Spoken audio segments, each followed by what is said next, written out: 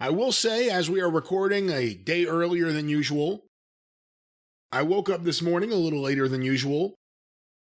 I've used usual twice now.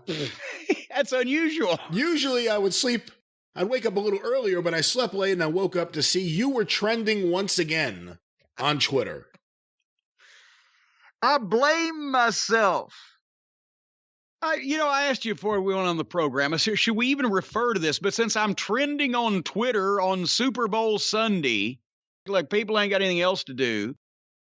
But in this case, it was kind of in a babyface way. Thank everyone for their support and their kind words on the immolation that I had to perform on Twitter this morning. But I don't even know how this happened, because I get up this morning to make sure that the store at JimCornette.com is running like a well-oiled feather-bottom watch. And then I turn on the Twitter machine. And again, poor Uncle Dave has somehow, overnight, I guess, I know there's a time difference here in California, but it was late at night. It had to be, because it was about 8 hours previous this, and this was 8:30 in the morning. So he's up at midnight. And he's retweeted a tweet that I tweeted. God, this sounds so ridiculous. Grown men, but just using those words. He retweeted a tweet that I tweeted a year and a half, almost 2 years ago. I have it right here, June 7th, 2020. Okay. And it was to him, because as I recall, this was one of the tweets that either escalated or pretty much finished off the hostilities and the relationship between me and Uncle Dave. I remember what this was. I don't. Okay, then what was the context? He was in some way on Twitter again, verbally filleting Twinkle Toes, and it just caught me wrong. But I think it was directed at me. Was it not? It was because we had a question on the Drive-Thru. Again, this is a long time ago, but I remember this, about Harley Race's opinion of Kenny Omega from some training seminar there was years ago. And we talked about it. We read the letter from someone who was there. And Dave, randomly, out of nowhere, I mean, it seems to happen a lot. Out of nowhere, Dave's added on Twitter, said, here's the tweet. Somebody sent me a clip of Cornette saying why Harley Race didn't like Kenny Omega.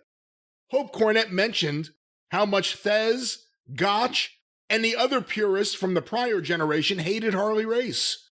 Would be even more rich if the subject was stupid moves that aren't real. By the way, just listen to the clip. You would have heard if that was one of the things, which I don't think it was. No. But that was... It was actually a report from somebody that had been at a camp that Harley had, that Omega was at, that didn't have a fond opinion of the guy either, and said that he was rude and a twat or whatever. So go ahead. Someone sent him a clip. He didn't watch it. He started jumping to conclusions about what he thought would be there in a way to put you down. So that's when you replied, why don't you two get a fucking room? Does it really gall you that badly that most people who have an idea what this business is supposed to be can't stand fucking Twinkle Toes McFingerbang? That was the tweet from June 7th, 2020 that Dave decided to retweet last night, apparently. Okay, but now I got to ask you something, because you know more about these things than I do.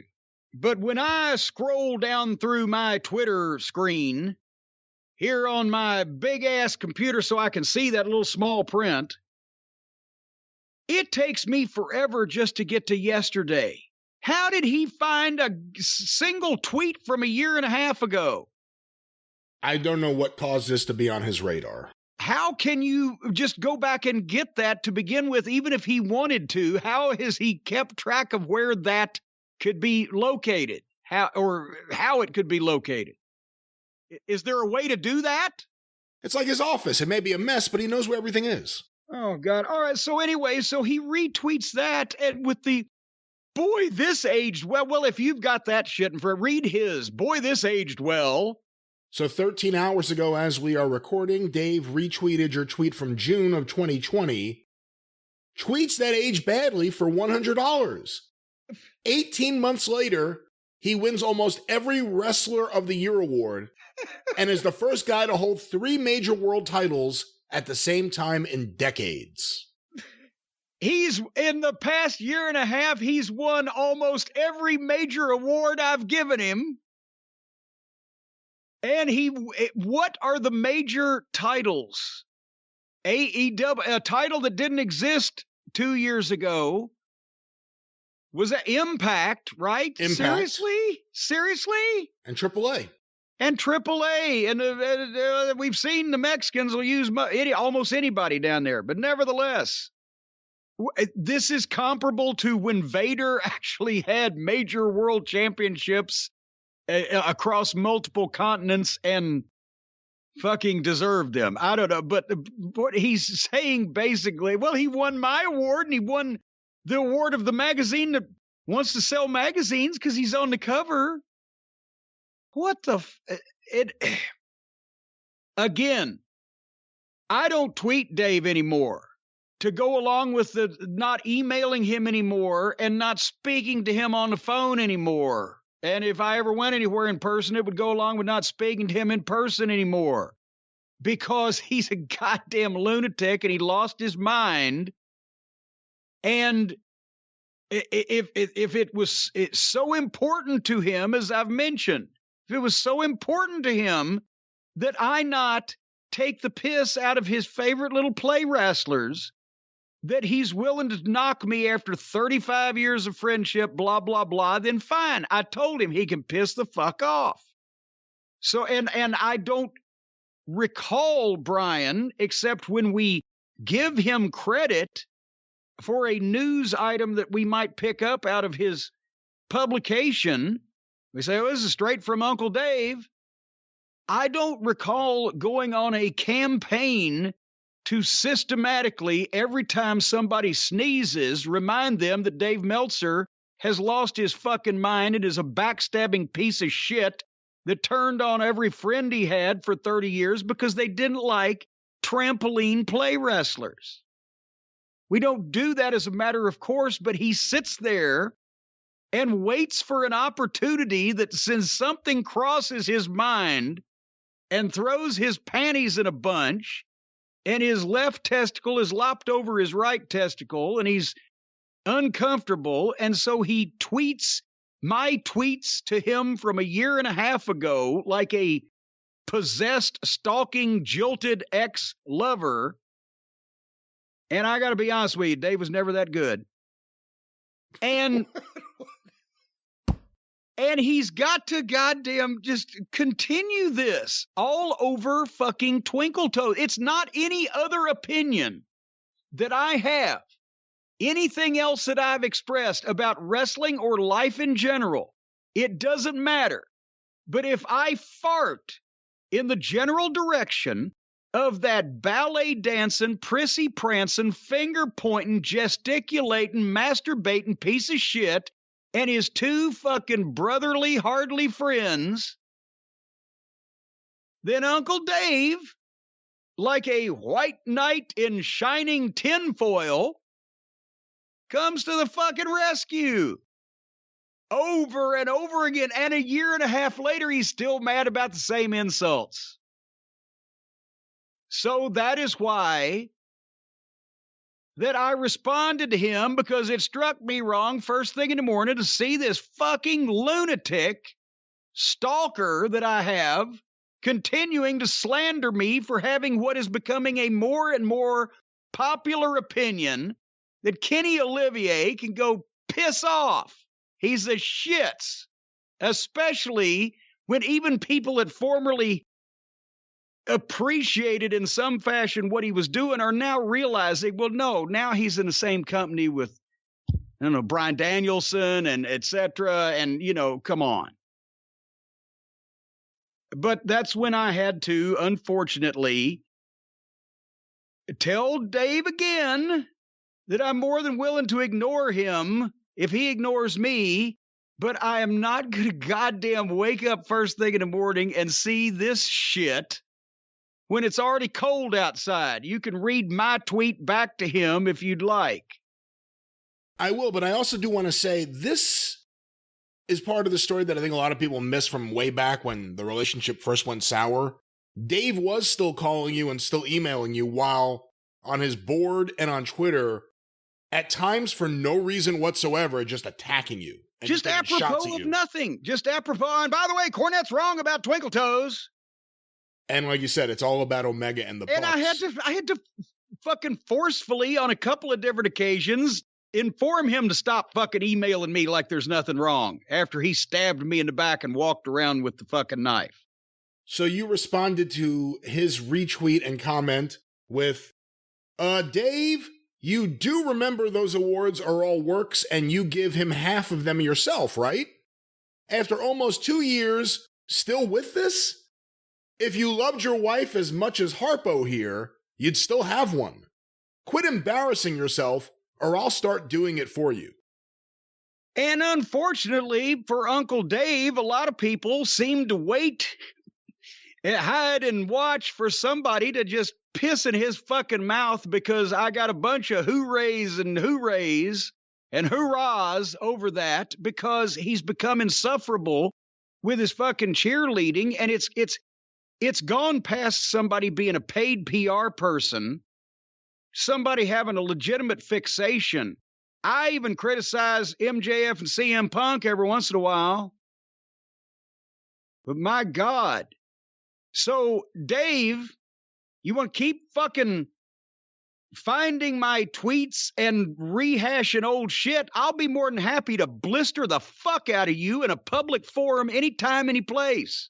I will fucking make you goddamn wish you had never been born, and I will make you curse your mother for the day she gave birth to you. I will belittle you, trash you, revile you, verbally eviscerate you, and otherwise break my foot off in your ass if you don't just leave me the fuck alone, you fucking fanatical freak. I don't know which is worse. The positive fixations you have or the negative ones. You won't leave me alone because I don't like your little fucking buddies. I can only imagine how they feel when you're goddamn slobbering all over their fucking jocks all goddamn time. I think it would be worse if he was still liked me. He would be fixated on me more than he'd be fixated against me, and I'd have to get a tire iron to pry him off. It's like a dog that won't quit humping a leg. Anyway, but Dave, this is your show. Dave has responded. Jesus Christ. All right. You, who know better and know they are voted on, and multiple publications and sites do them independent of each other, are going to lie to your fan base to this degree? Dude, you've literally... Dude! I'm dude now? Oh, he's gone too far. Dude, you've literally become Trump. Oh, see now? You struck a nerve. You struck a nerve. You gotta fucking go there. You've got to call. There's no reason to call any human being a fucking Trump. Besides the fact, Uncle Dave dipshit, I can't tweet now because we're actually recording, but God, they're all voted on. Yes, by all the readers of your publication. Brian, let's take a poll right now. Every listener of my podcast, every member of the Cult of Cornette, who's more popular, me or Vince Russo? I think we know what the results will be, clearly. There you go.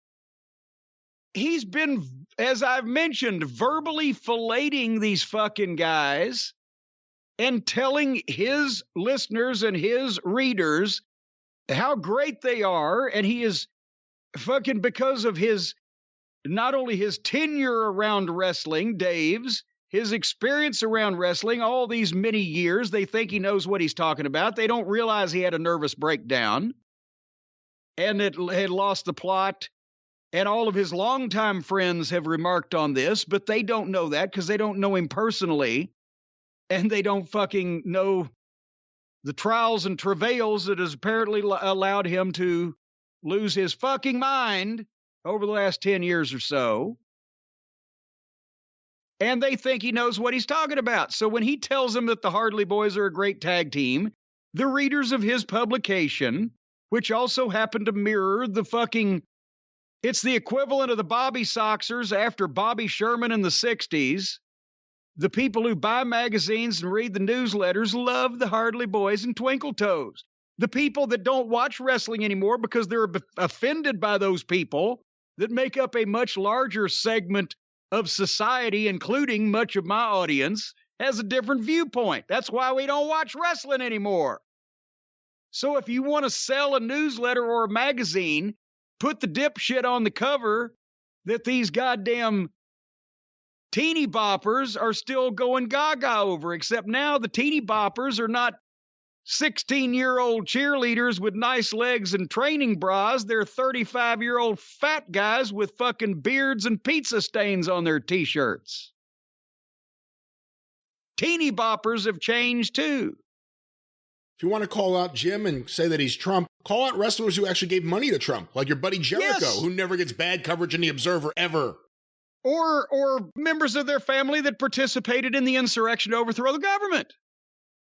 But me over here that has done everything short of fucking taking Harley Quinn to Washington to bite him in the ass to get him out of office. I'm Trump. Here's the problem with Dave is he tries to verbally joust with people and or make a witty comment. And he knows, oh, well, being compared to Trump, I could call him a piece of shit. He wouldn't mind that, but being compared to Trump, he's trying to get an oomph out of me so that I'll continue to bandy this around so that maybe he'll feel important. But the point is, I trended on Twitter again. Thank you, Dave. Every time you do this, I've just opened the store at JimCornette.com, so I appreciate the payoff. But can you leave me the fuck alone so I don't come home and find Harley Quinn boiling in a pot of water on a stove? You fucking freak. Well, perhaps Dave just needs a good night's sleep. A good night's sleep is the answer to a lot of people's problems, and they are very hard to obtain. The good night's sleep is very hard to obtain, especially if you're not on the right surface. Brian, you know this as well as I do. Of course. Because you got to be on the right surface, the right platform. You got to be comfortable. So that way you can count those mental sheep. Or in some cases, if you have enough money, you might have live sheep in your bedroom. Let's not encourage that. They cost a lot. And they are messy. Sheep. Yes. But if you've got an extra bedroom that you can herd the sheep into after you're finished, counting them, of course, then that would be preferable. But let's say that the sheep don't work. If you're laying on a brick wall, you got to have something comfortable, and that's where the Helix mattress comes in, folks. Helix Sleep has a quiz that takes just 2 minutes to complete, and then it matches your body type and sleep preferences to the perfect mattress for you. Why would you buy a mattress made for somebody else? Because with Helix, you're getting a mattress that you know is going to be perfect for you. You take this quiz on their website. It will ask some probing personal questions about sexual positions and number of partners. No. There are no probing questions. There's no probing about your probing. There's no, well, I'm sorry. I was thinking of another quiz that I took online recently. So no, they just ask you about how you sleep, on your side or on your back. And they've got soft, medium, and firm. They got mattresses that'll cool you down if you sleep hot. And also, the thing comes in a box delivered right to your door that you can take and place by yourself. No team of men coming in to move your furniture and kick your dog and potentially steal things. When they deliver this mattress, you can move it right where you want it yourself. You just go to helixsleep.com. That's HELIX.